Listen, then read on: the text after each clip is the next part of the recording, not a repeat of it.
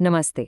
आज हम एक बहुत ही दिलचस्प शॉर्ट स्टोरी को समझेंगे जिसका नाम है the birthday wish of room 604। ये एक ऐसी कहानी है जो असल जिंदगी और जादू के बीच के लकीर को मिटा देती है। और इसकी शुरुआत होती है एक बहुत ही साधारण से सवाल से। तो कहानी शुरू करने से पहले मैं आपसे एक सवाल पूछना चाहती हूँ। अगर आपके 20th बर्थडे पर कोई अजनबी आकर आपको एक विश, एक इच्छा पूरी करने का मौका दे, तो आप क्या मांगेंगे? सोचने में ये आसान लगता है, पर ये काफी गहरा सवाल है। और यही उलझन, यही चॉइस इस कहानी के बिल्कुल सेंटर में है। ठीक है, चलिए अब हमारी कहानी के मेन कैरेक्टर से मिलते हैं।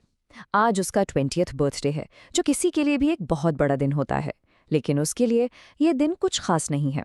कहानी एक ऐसे बर्थडे से शुरू होती है जो मानो मनाया ही नहीं जा रहा।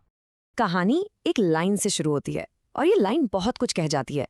इससे एकदम से निराशा वाली फीलिंग आती है। सेलिब्रेशन की जगह उसकी जिंदगी बिल्कुल नॉर्मल चल रही है। जो दिन सिर्फ उसका होना चाहिए था, वो दिन भी टेबल साफ करते हुए एक थका देने वाली शिफ्ट में निकल रहा है। और सुनिए, ये सिर्फ एक आम दिन नहीं था, बल्कि एक बहुत बुरा दिन था। एक के बाद एक छोटी छोटी परेशानियां आती गईं। उसकी कोवर्कर बीमार पड़ गई, इसलिए उसे काम पर आना पड़ा।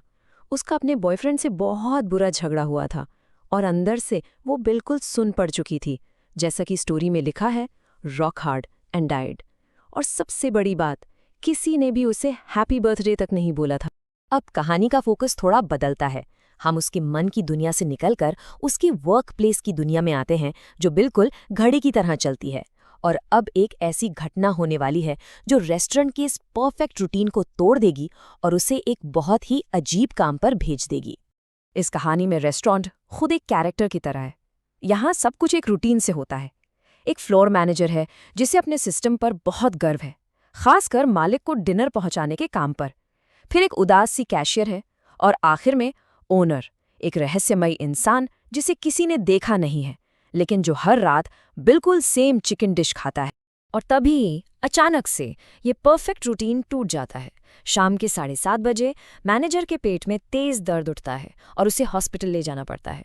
और जाते जाते वो हमारी प्रोटैगनिस्ट को एक नया काम दे जाता है। उसे आज मालिक का खाना रूम 604 तक पहुंचाना है।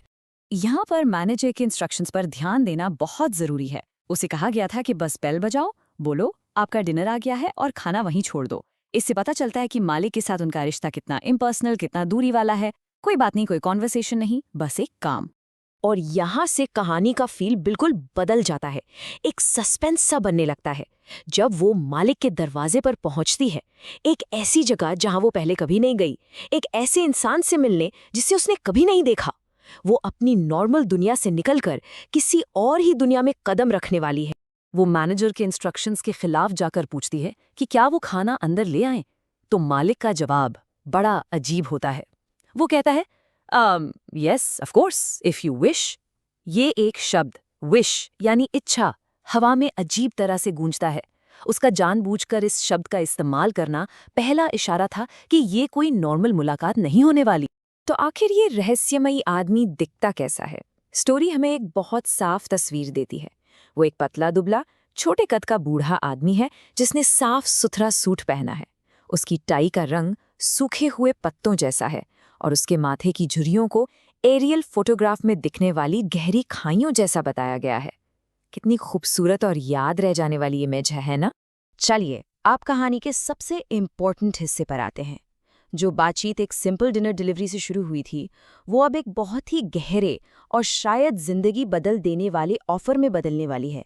ये वो पल है जिसका इंतजार पूरी कहानी कर रही थी।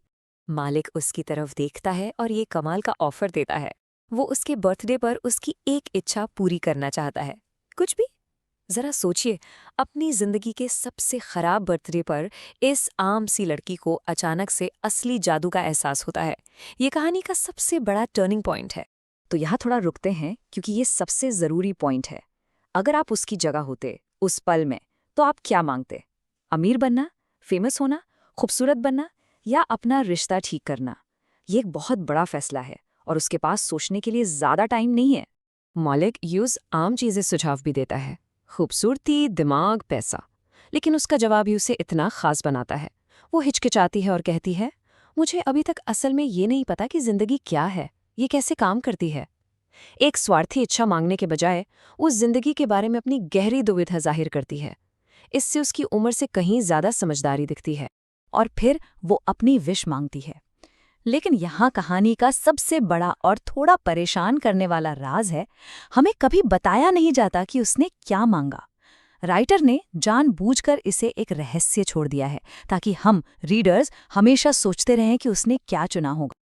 तो इसके बाद क्या होता है? चलिए देखते हैं कि इस गुप्त इच्छा का तुरंत क्या असर हुआ और क्या बदला या क्या नहीं बदला जब वो वापस रेस्टोरेंट की आम दुनिया में आई। विश पूरी होने का प्रोसेस भी अजीब तरीके से बहुत सिंपल था। बूढ़ा आदमी अपनी आंखें बंद करता है, एक पल के लिए ध्यान लगाता है और बस कह देता है, हो गया, तुम्हारी इच्छा पूरी हो गई है।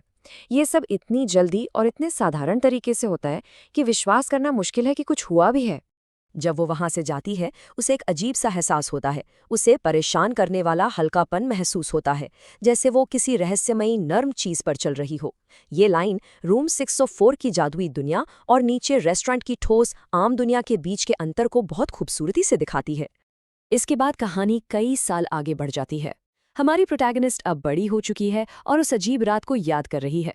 वो कहानी के नरेटर से बात कर रही है, ये समझने की कोशिश कर रही है कि उस एक विश का उसकी पूरी जिंदगी पर आखिर क्या असर पड़ा। नरेटर वही सबसे बड़ा सवाल पूछता है, क्या तुम्हारी विश पूरी हुई? और उसका जवाब भी उसकी विश की तरह ही रहस्यमय है। जवाब हाँ भी है और ना भी। इससे ये पता चलता है कि उसने जो भी मांगा था वो काफी कॉम्प्लेक्स था, ऐसी चीज जिसकी सफलता को सीधे सीधे हाँ या ना में नहीं नापा जा सकता। और ये हमें कहानी की सबसे बड़ी सीख तक ले जाता है। वो इस नतीजे पर पहुंचती है कि आप कुछ भी मांग लें, आप कितना भी आगे बढ़ जाएं, आप कभी भी बुनियादी तौर पर कोई और नहीं बन सकते।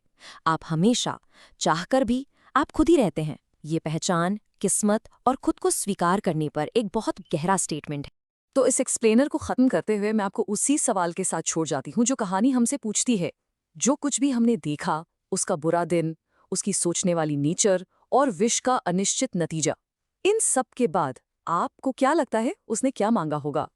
ये कहानी का सबसे बड़ा रहस्य है और शायद इसका जवाब उसके बारे में कम और हमारे बारे में ज्यादा बताता है।